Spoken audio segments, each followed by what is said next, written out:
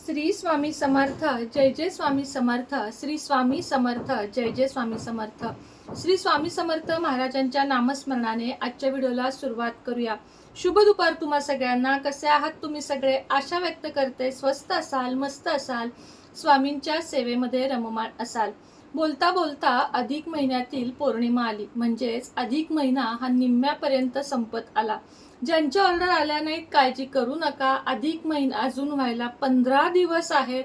Order आपल्या येतील, काळजी करू नका. कारण बघा, आज सुद्धा मी 6 मूर्ती हे केल्या, म्हणजे प्राणप्रतिष्ठा वगैरे केली. मी खरंच तुम्हाला सांगते, मी जे काही तुम्हाला देते ते मनोभावे आणि तुम्हाला त्याचा फायदा व्हावा अशा पद्धतीनं देते. मी खूप ढिगभर ऑर्डर किंवा ऑर्डरचा लोड कधीच घेत नाही. थोड्या देते, पण मी त्या तुम्हाला म्हणजे तुमच्या ऑर्डरला कधी कधी 3 आठवडे, महिना सुद्धा लागतो, पण त्या येताना तुमच्याकडे तुम्ही हसत त्याचं स्वागत करा, रागवून करू नका, जेणेकरून तुम्हाला घेतलेले कोणत्याही गोष्टी चांगल्या लाभ देतील. चला, आजच्या व्हिडिओला सुरुवात करूया. 31 तारखेला आहे पौर्णिमा. आता अधिक महिन्यातील पौर्णिमा म्हटल्यावर सेवा आणि उपाय तर आलेच आले. सगळ्यात आधी सांगते की अधिक महिन्याच्या पौर्णिमेला सत्यनारायणाची पूजा अवश्य करा. म्हणजे मी स्वतः करणार आहे. अजून मी या घरात एकही केली नाही. मी शक्यतो गुरुजींना बोलून करणार आहे, कारण या घरातील पहिली सत्यनारायण पूजा आहे.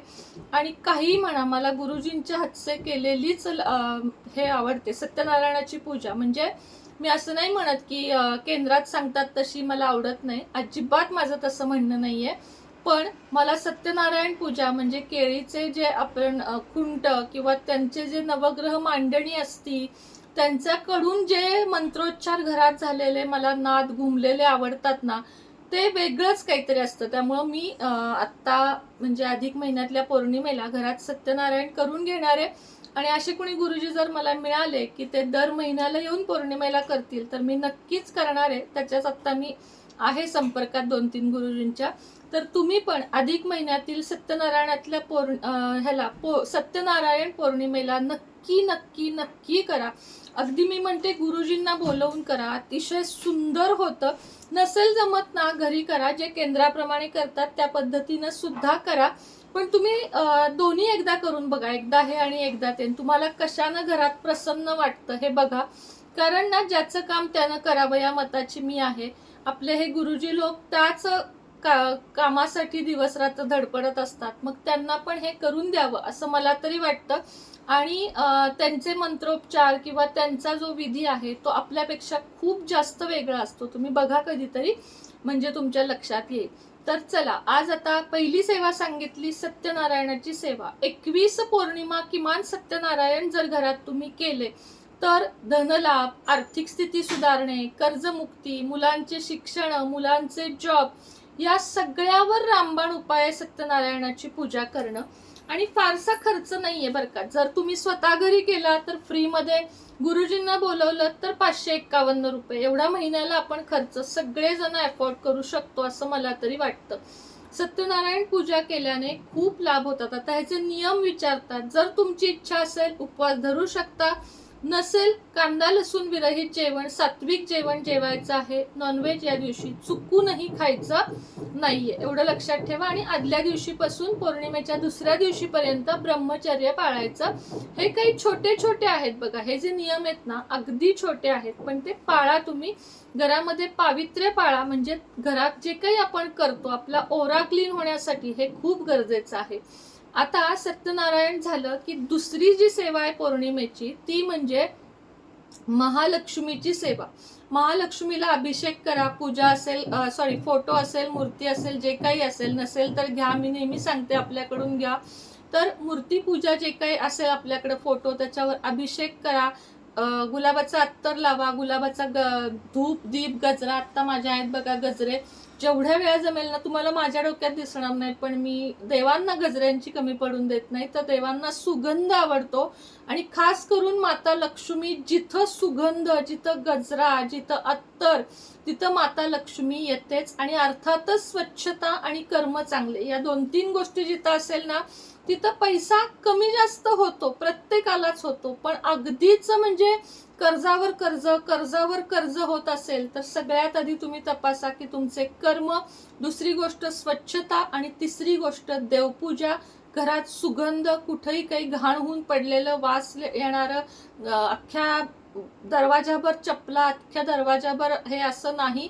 तुम्ही दरवाजाकडे लक्ष द्या, घरातल्या स्वच्छतेकडे लक्ष द्या, जाळ्या जळमट यांच्याकडे लक्ष द्या, बाथरूम टॉयलेट स्वच्छ ठेवा, आपण ज्या गादीवर झोपतो ती गादी स्वच्छ ठेवा, देवघर स्वच्छ चकचकीत ठेवा, रोज तुपाचा दिवा लावा. हे तुम्ही करून बघा, मी सांगते म्हणून करून बघा. आळस थोडासा बाजूला ठेवून या गोष्टी करा.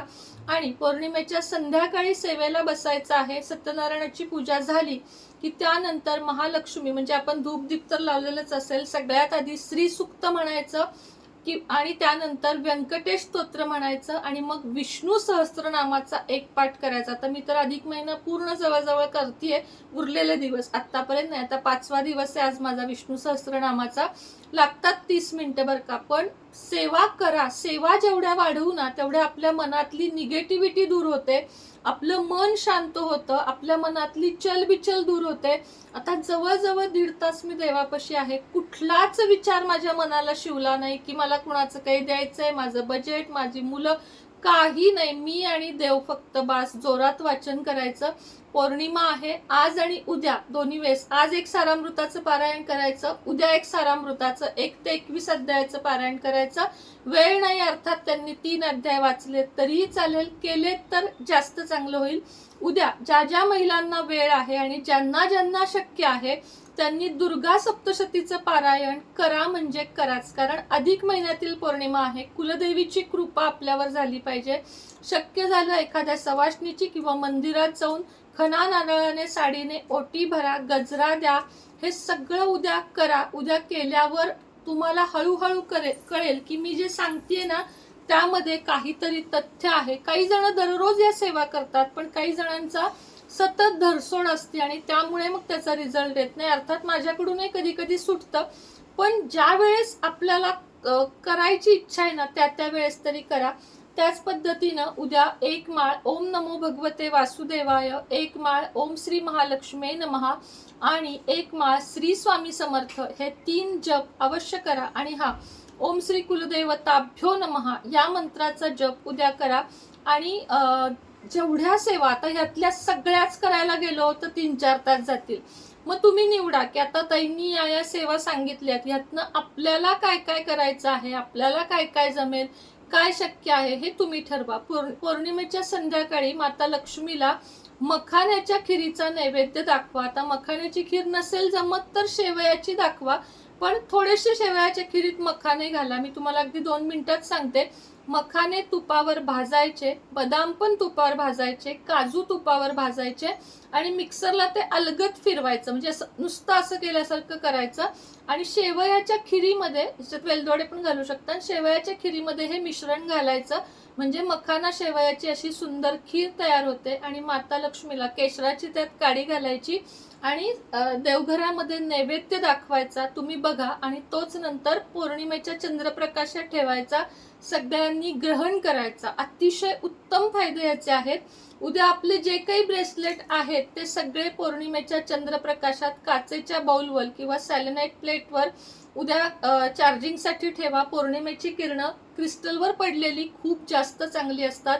उद्या ज्यांना लक्ष्मी कुंचन पाहिजे आहे, ज्यांना देवी देवतांच्या मूर्ती पाहिजे आहेत, अघोर लक्ष्मी मंत्र पाहिजे आहे, मंत्र तुम्हाला 5 मिनिटात दिला जातो. माळ पाहिजे असेल थांबावं लागतं, मंत्र पाहिजे असेल अघोर लक्ष्मी सिद्धी जपमाळ, सगळ्या संकटांवर आहे तो मंत्र. तो हवा असेल तर विदिन 5 मिनिटात दिला जातो. त्यासाठी तुम्हाला 1000 रुपये माझ्या खाली दिलेल्या नंबरवर पेड करावे लागतात, कारण तो मंत्र सिद्ध मंत्र आहे किंवा मी पण तो दीक्षा घेतलेला आहे, त्यामुळे तुम्हाला तो तसाच देता येत नाही, तुम्हाला तो लाभणारही नाही. म्हणून 1000 रुपये पेड करा आणि लगेचच तुम्हाला तो मंत्र दिला जाईल. इतका प्रभावी आहे. मी स्वतः अनुभव घेतल्यावर 41 दिवस सेवा केल्यावर मी तुमच्यापर्यंत तो शेअर करत आहे आणि मला आनंद होतोय सांगायला की खूप छान लाभ होत आहेत त्याचे. मन शांत होतंय, निगेटिव्हिटी दूर जाते, काळजी भीती सगळं काही दूर होत आहे स्वामींच्या कृपेने, माता लक्ष्मीच्या कृपेने.